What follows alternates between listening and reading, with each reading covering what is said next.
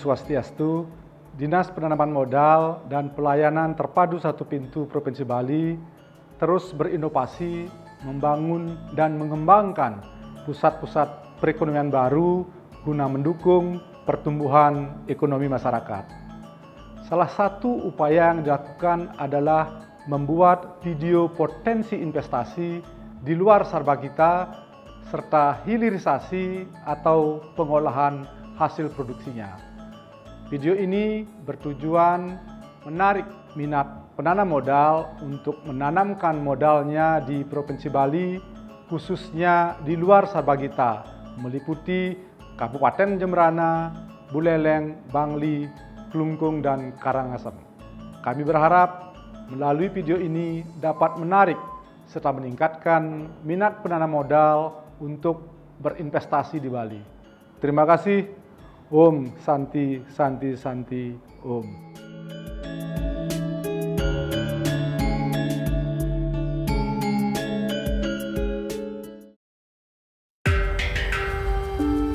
Terletak di barat Pulau Dewata, Kabupaten Jembrana, terkenal karena lokasinya yang strategis dan berbatasan langsung dengan Pulau Jawa melalui Selat Bali. Di balik gelombang Selat Bali, tersembunyi harapan ekonomi baru yang berkilau. Keramba Jaring Apung menjadi epicentrum denyut nadi ekonomi budidaya perikanan di Kabupaten Jembrana. Dari sinilah komoditas bernilai tinggi seperti ikan kerapu yang gagah dan lobster yang eksotis dibudidayakan, menjanjikan masa depan yang lebih cerah bagi para masyarakat di pesisir Kabupaten Jembrana.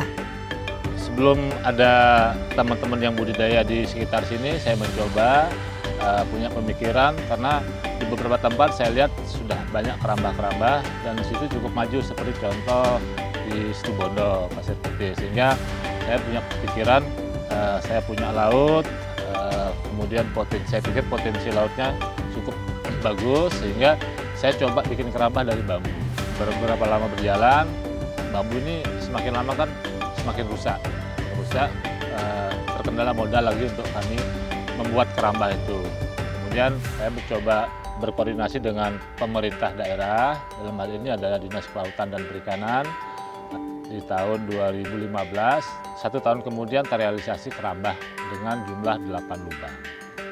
Ia mengatakan dalam sekali panen untuk ikan kerapu di keramba miliknya dapat menghasilkan kurang lebih 5 ton ikan kerapu segar per tahunnya. Dengan harga jual saat ini di kisaran 100 hingga Rp150.000 per kilogramnya. Dengan kualitas yang terjaga, kerapu Jembrana, khususnya dari kawasan Candi Kusuma, memiliki orientasi ekspor. Ini membuka pintu menuju pasar internasional yang lebih luas dan memiliki nilai ekonomi yang lebih tinggi.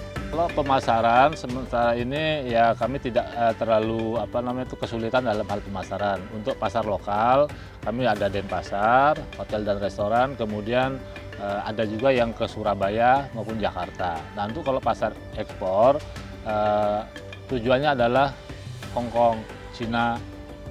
Kami melakukan penjualan itu melalui Singaraja. Biasanya kapal Hong Kong yang datang ke Singaraja, ikan yang dari sini baru kita kirim ke sana. Pak Agus juga membuka peluang emas bagi investor swasta maupun asing. Dengan berinvestasi pada keramba apungnya, bukan hanya produksi kerapu yang akan meroket, tetapi juga potensi untuk mengembangkan mutiara laut lain seperti kakap putih, baramundi, lobster, kerang hijau, hingga abalon. Kami berharap ada investor-investor swasta yang bisa mensupport kami dalam hal budidaya ini, karena terus terang kalau saya sampai dengan saat ini belum bisa memaksimalkan potensi yang ada di laut Jembrana. Beralih dari laut ke daratan, Jembrana juga diberkahi dengan tanah yang subur. Di sini tersembunyi sebuah ekosistem yang melahirkan salah satu komoditas yang sangat berharga, yaitu kakao. Di sini, di bawah pohon-pohon kakao yang rindang, denyut kehidupan pertanian terus berputar, menghasilkan biji-biji yang kelak akan menjelma menjadi cita rasa universal.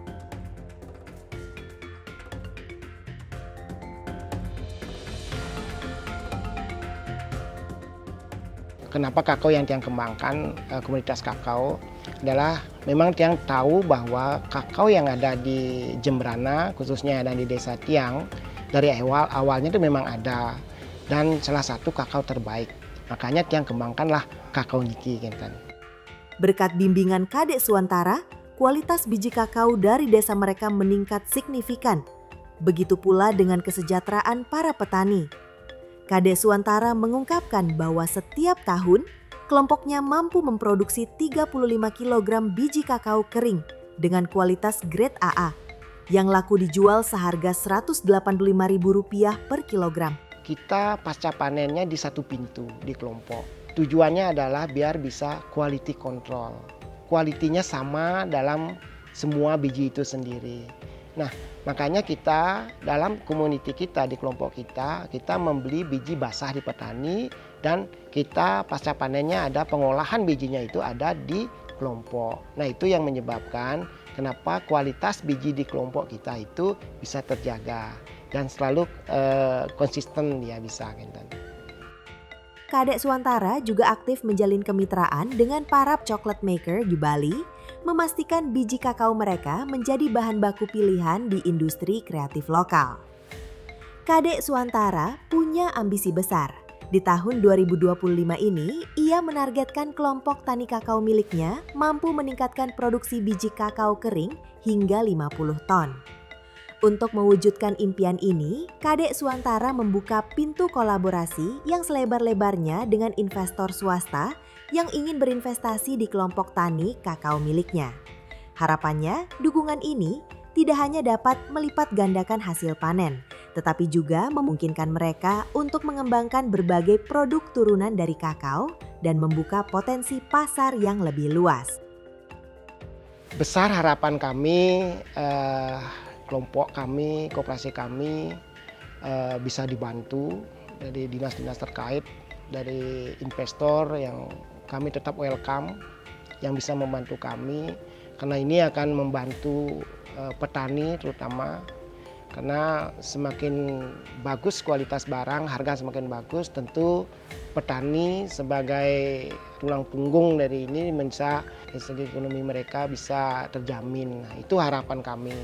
Nah, kemungkinan ke depannya bukan kakao aja, mungkin dari agrowisatanya juga bisa dibantu, karena tentu banyak kunjungan juga kita terima sementara ini, tapi dari sarana pendukung untuk agronya kita sangat-sangat kurang sekali. Nah, seperti trekking area, tentu jalan juga terlalu sempit, jadinya rombongan-rombongan juga tidak bisa masuk. Nah, ini harapan sangat-sangat kami berharap kami bisa dibantu dengan pihak-pihak terkait. Dari kedalaman laut hingga keasrian perkebunan, Jembrana terus membuktikan dirinya sebagai wilayah yang kaya akan sumber daya. Kerapu dan kakao hanyalah dua contoh dari sekian banyak potensi yang menunggu untuk dioptimalkan. Dengan pengelolaan yang bijak dan dukungan yang berkelanjutan, kedua komoditas ini akan terus menjadi pilar ekonomi Jembrana, membawa kemakmuran dan keberlanjutan bagi seluruh masyarakat.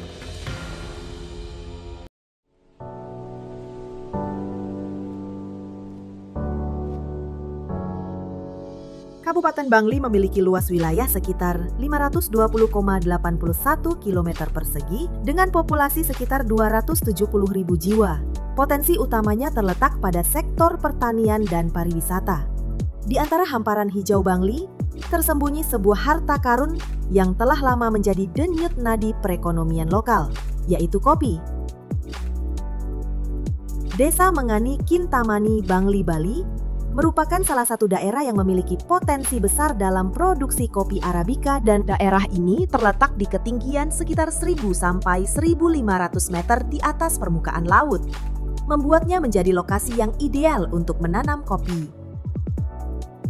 Kopi Arabica yang ditanam di Desa Mengani memiliki kualitas yang tinggi dan rasa yang khas. Desa Mengani memiliki beberapa kelebihan yang membuatnya menjadi lokasi yang ideal untuk produksi kopi. Antara lain, yang pertama memiliki iklim yang ideal untuk menanam kopi dengan suhu yang stabil dan curah hujan yang cukup. Memiliki tanah yang sangat subur dan kaya akan nutrisi, membuatnya menjadi lokasi yang ideal untuk menanam kopi. Dan petani di desa ini memiliki pengalaman yang luas dalam menanam kopi sehingga mereka dapat menghasilkan kopi yang berkualitas tinggi.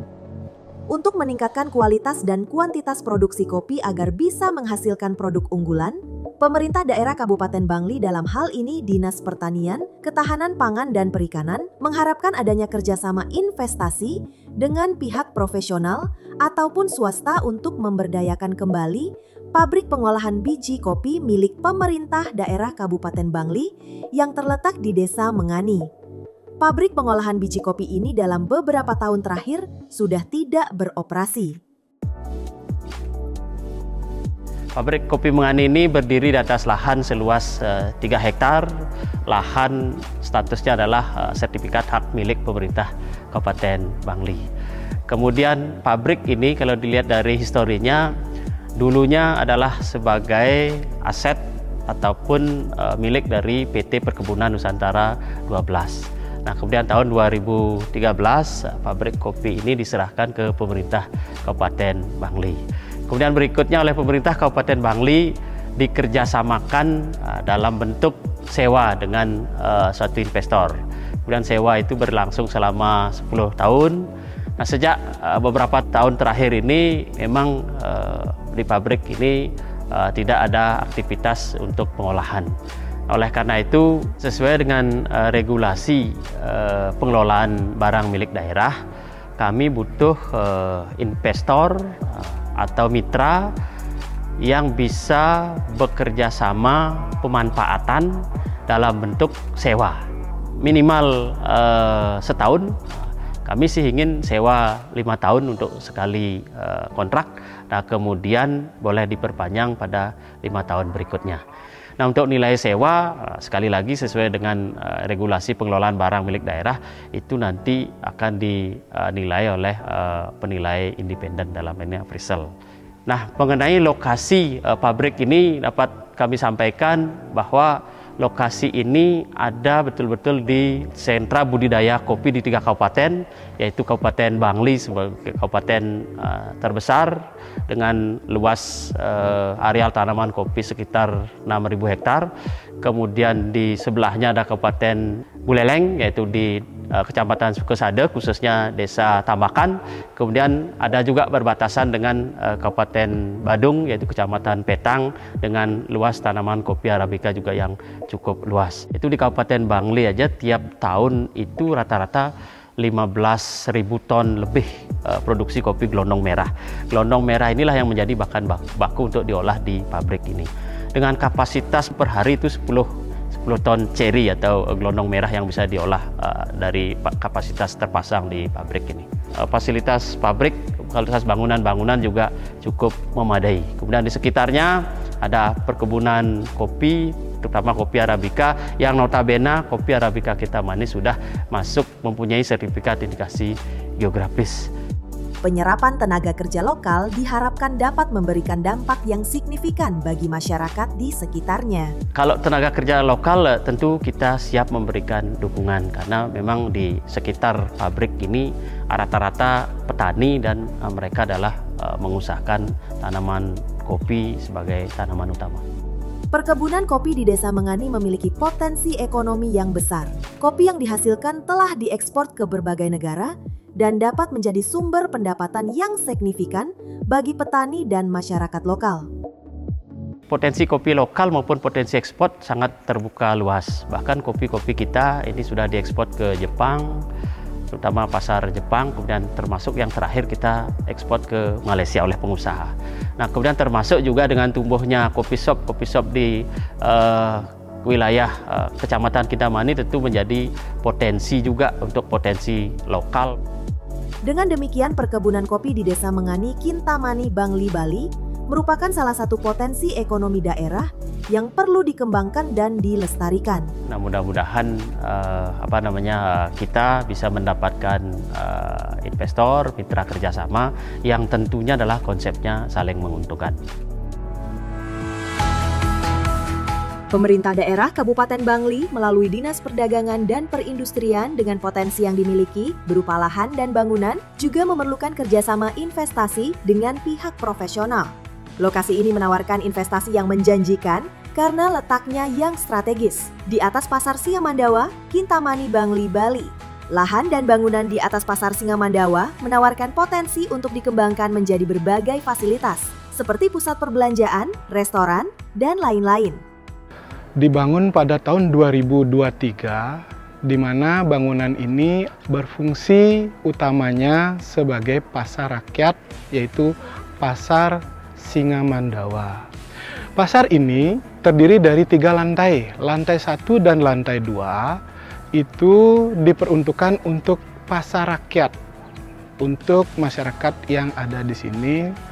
Kemudian pada lantai 3 kita sudah menyiapkan sebuah lahan yang luasnya 15 are, di mana fasilitas yang tersedia adalah sebuah lahan parkir kira-kira sekitar 7 are. Kemudian di sini juga sudah ada terdiri dari fasilitas musola, kemudian wastafel dan stage. Bangunan ini mempunyai keunggulan karena terletak di dataran tinggi di Kecamatan Kintamani. Latar belakang dari bangunan ini kita bisa melihat Gunung Batur langsung, kemudian Gunung Abang, kemudian kita bisa melihat panorama Danau Batur. Terkait kepemilikan dari lahan ini sudah jelas, sertifikat dimiliki oleh pemerintah Kabupaten Bangli sesuai dengan regulasi. Pemerintah boleh membangun di lahannya sendiri. Jadi secara kepemilikan lahan sangat clear. Investasi di atas Pasar Singamandawa menawarkan keuntungan yang menjanjikan, seperti lokasi yang strategis, potensi pasar yang besar, dan dukungan dari pemerintah daerah. Kerjasama ini bertujuan untuk meningkatkan perekonomian daerah dan memberikan manfaat bagi masyarakat. Harapan kami dari Dinas Perindustrian Perdagangan Kabupaten Bangli untuk para investor atau calon investor yang akan berminat ke sini, harapan kami kita akan bisa bekerja sama secara berkesinambungan dan bisa dari pihak kami meningkatkan pendapatan asli daerah kami. Dengan investasi yang tepat, Pasar Singamandawa dapat menjadi pusat ekonomi yang berkembang dan memberikan manfaat bagi masyarakat sekitar. Kabupaten Buleleng yang terletak di pesisir utara pulau ini menyimpan potensi agraris yang luar biasa, namun belum sepenuhnya tergali. Sorghum. Tanaman serbaguna ini dikenal akan ketahanannya terhadap kekeringan dan menjadi salah satu tanaman pangan pengganti karbohidrat selain beras dan gandum. Sorghum punya segudang manfaat, mulai dari sumber pangan hingga pakan ternak. Potensi ekonomi yang menjanjikan bagi para petani di Desa Bungkulan. Memang sorghum ini sebenarnya adalah tanaman yang sangat bagus, yang kita sebut dengan wonder plant, tanaman ajaib ya. Sorghum ini adalah tanaman yang memang perlu sedikit air. Dia kebutuhan airnya adalah setengah dari kebutuhan air jagung. Bisa ditanam di daerah apapun, baik itu tanah yang asam maupun tanah yang kritis sekalipun. Kemudian sorghum ini sekali tanam itu 3 kali panen. Nah kemudian manfaat dari sorghum ini sebenarnya banyak sekali. Dari perakaran, batang, kemudian sampai dengan buahnya. Nah, jadi kalau perakaran, kita mulai perakaran itu bisa dijadikan jamu kalau perakarannya. Nah kalau batangnya itu bisa jadi kompos, bisa jadi gula, kemudian bisa juga untuk jadi pakan ternak. Kemudian yang terakhir kita kembangkan untuk batang ini adalah briket, yang kita sudah kerjasama dengan salah satu sekolah unggulan di Bali untuk memproduksi itu, dan sekarang lagi uji coba di salah satu perusahaan swasta nasional untuk mencoba briket itu sendiri. Bijinya itu kita proses menjadi beras, kemudian menjadi tepung, kemudian menjadi gula, kemudian menjadi madu. Jadi itu manfaat daripada sorghum itu. Pada tahun ini, Nengah Suparna menargetkan penanaman sorghum seluas 30 hektar di Buleleng. Penanaman ini merupakan tahap awal dari target keseluruhan seluas 250 hektar. Untuk saat ini, Nengah Suparna dan kelompok Tani Sari Cempaka baru dapat mengolah hasil dari sorghumnya hanya menjadi beras dan tepung saja. Ia menargetkan agar di tahun ini hasil dari sorghumnya dapat dikembangkan menjadi beberapa produk turunan seperti kompos dan gula. Nengah Suparna sadar, untuk mengubah potensi menjadi kemakmuran, ia tidak bisa berjalan sendiri. Ia membuka pintu kolaborasi, mengundang para investor dan para pemangku kepentingan dari pemerintah untuk ikut serta dalam perjalanan ini. Mengajak mereka untuk melihat lebih dari sekedar tanaman, namun sebuah peluang emas. Kami mendorong sebenarnya semua pihak lah ya, termasuk kami, termasuk leading sektor stakeholder itu bergerak bagaimana pengembangan ataupun budidaya sorghum ini memberikan dampak positif terhadap perekonomian masyarakat pedesaan. Nah, yang paling dibutuhkan itu tadi kita cerita adalah investasi mengenai permesinan tadi, alat-alatnya itu. Nah, skemanya di sini biasa yang kita mau coba yang lakukan dengan beberapa teman-teman, biasanya itu alat dibantu, tetapi ada perhitungan, ada nilai yang harus kita gantikan setiap panen. Ada pola yang kerjasama juga, ada pola yang selama kita bangun dengan beberapa perusahaan ya, mereka ngasih alatnya, mereka ambil hasil produksinya gitu, yang setengah jadi. Nah, jadi yang selama ini terjadi seperti itu. Tetapi harapan kita kan, kita tidak ingin hasilnya diambil orang, kita ingin hasilnya itu dikelola sendiri melalui wadah koperasi, melalui wadah badan usaha milik desa atau BUMDes, supaya betul-betul semua merasakan manfaat dari budidaya ini gitu. Beralih ke dataran tinggi Tamblang, aroma khas menyengat namun menggoda menyambut kedatangan kita. Disinilah durian Montongkane tumbuh subur, menjadi kebanggaan para petani dengan cita rasa istimewa dan tekstur daging yang memikat. Om Swastiastu, perkenalkan Tiang I Made Jelade, kelompok petani Tirta Giri Suci yang mulai kita rintis secara maksimal sekitar 10 tahun yang lalu. Untuk budidaya durian ini kedepannya menjanjikan sekali Pak. Budidayanya gampang dan kalau untuk pemasaran juga sudah tidak ada masalah Pak. Kelompok Tani Tirta Giri Suci kini mengelola 12 hektar lahan durian, ditambah 58 ara lahan pribadi milik Pak Made. Bayangkan, dari lahan 58 ara saja, sekali panen bisa menghasilkan 3 hingga 4 ton durian utuh. Sebuah potensi yang luar biasa. Tak hanya menjual durian utuh, Pak Made juga berinovasi.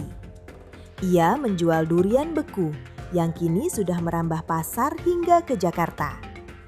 Selain itu, dari hasil panen kelompoknya, mereka juga menciptakan berbagai produk lezat lainnya, seperti es krim durian dan es krim mangga. Melihat potensi besar ini, I Made Jelada membuka kesempatan untuk berinvestasi dalam pengembangan budidaya durian Montongkane. Dengan dukungan dari pihak swasta atau pemerintah, ia berharap produksi durian di daerahnya bisa meningkat pesat, sehingga dapat meningkatkan kesejahteraan petani lokal di Tamblang.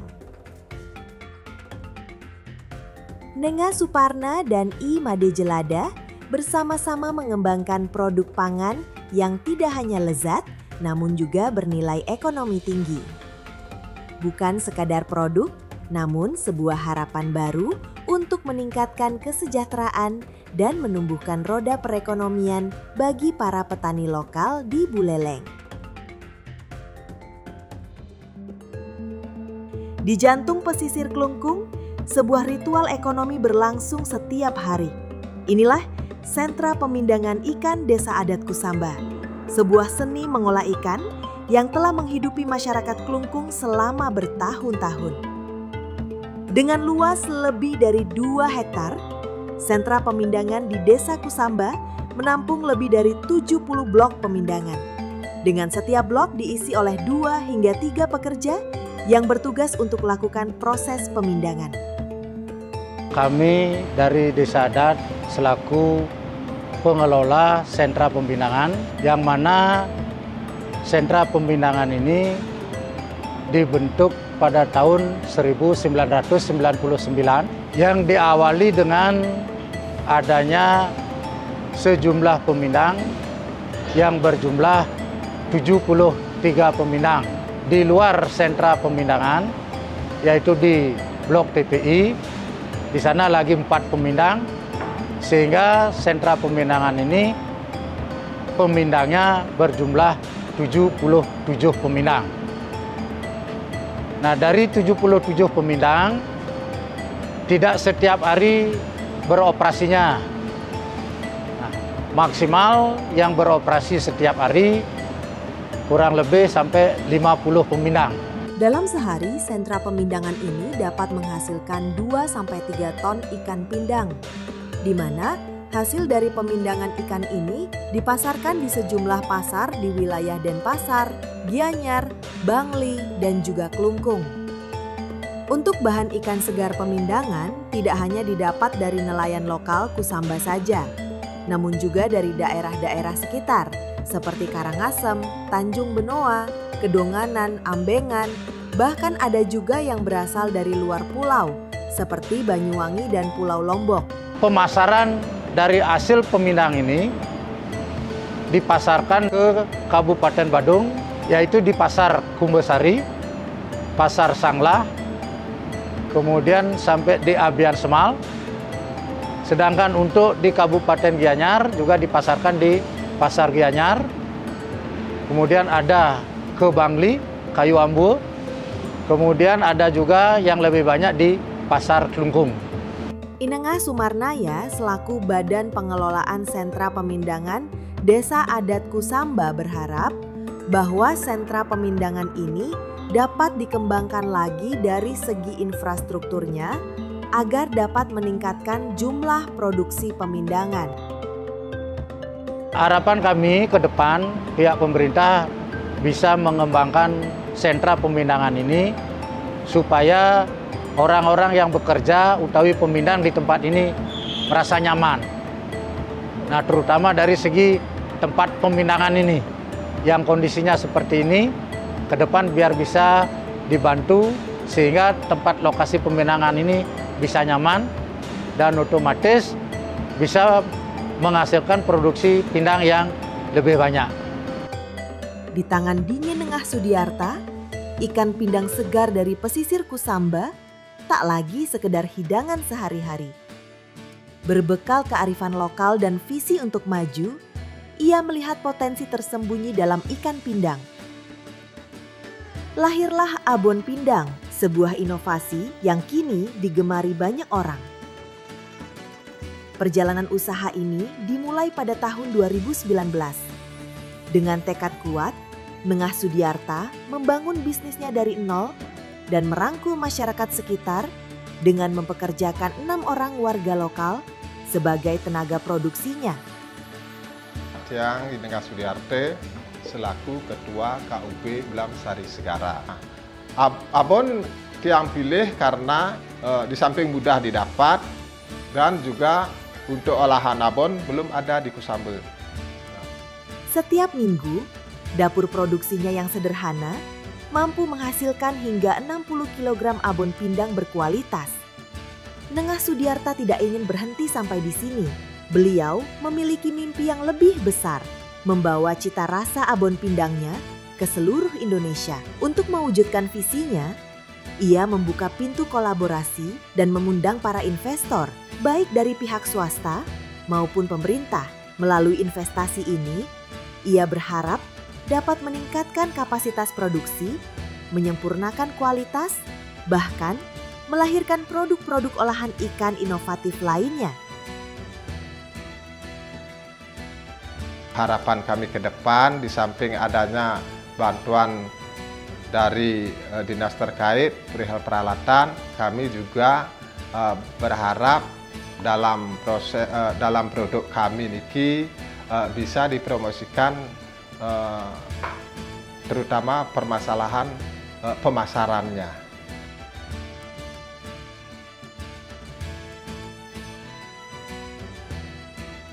Namun, di balik gurihnya setiap suapan abon Nengah Sudiarta dan pindak-pindang di daerah ini, ada sebuah rahasia yang lebih tua, sebuah jiwa yang memberi rasa.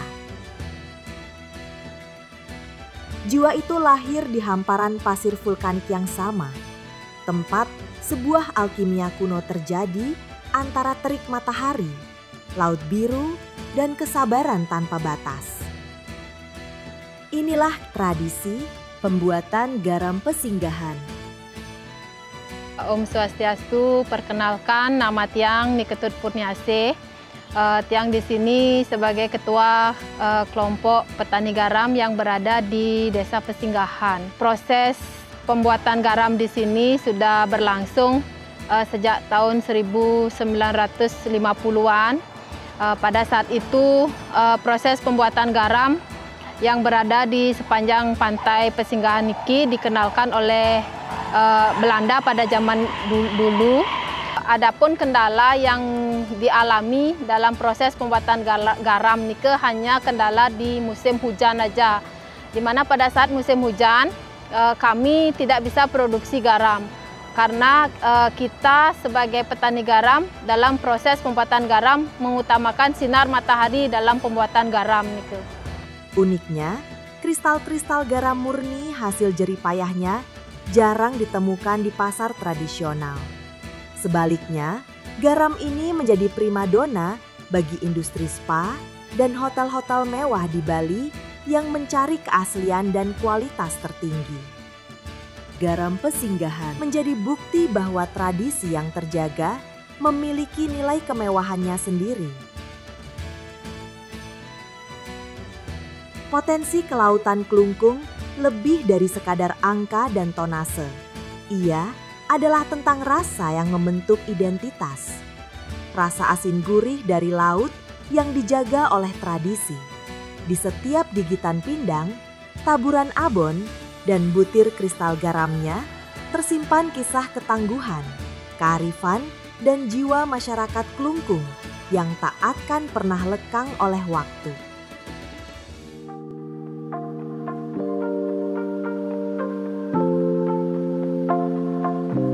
Selamat datang di Desa Sibetan, sebuah permata tersembunyi di kaki Gunung Agung, Karangasem, Bali. Disinilah ribuan pohon salak tumbuh subur, menghasilkan emas hijau yang telah menjadi nadi kehidupan masyarakat setempat. Salak yang ditanam di sini dikenal dengan kualitasnya yang tinggi dan rasa yang khas. Perkebunan salak di Desa Sibetan bukan sekadar ladang, tapi warisan turun-temurun. Kalau di sini bukannya salak baru ya, ini turun-temurun mungkin berapa generasi kecuali salak yang baru. Misalnya salak merah, salak kelapa, salak gula. Mengenai musim ya, 1 tahun 2 kali dia, ya Januari sama Juli ya. Kalau di sini panennya per 6 bulan ya, tetapi 6 bulan tuh di sini ada pasaran. Orang metik tuh per 3 hari biar tidak sampai busuk ya. Tak hanya dinikmati langsung, salak ini juga telah diolah menjadi berbagai produk bernilai tambah. Makanya saya bikin inilah olahan-olahan turunannya, turunan buah salak seperti pertama permen, setelah itu kopi, teh, wine, arak, madu. Itu madu dari sari salak itu alami, madu sari salak dan pia terakhir baru ini. Potensi lokal dan potensi ekspor untuk hasil olahan salak Sibetan sangat terbuka luas. Salak Sibetan yang merupakan salah satu varietas salak terkenal di Bali telah diekspor ke beberapa negara. Mengenai pemasaran ini di seputaran Denpasar sudah ada ya. Denpasar kalau kopinya sudah sampai keluar sudah ya. Kalau salak lagi sudah sampai ada ke Thailand juga. Thailand, ada juga Vietnam dia. Namun, potensi salak Sibetan tidak berhenti pada hasil panen. Kini, emas hijau ini bertransformasi menjadi daya tarik agrowisata yang menjanjikan.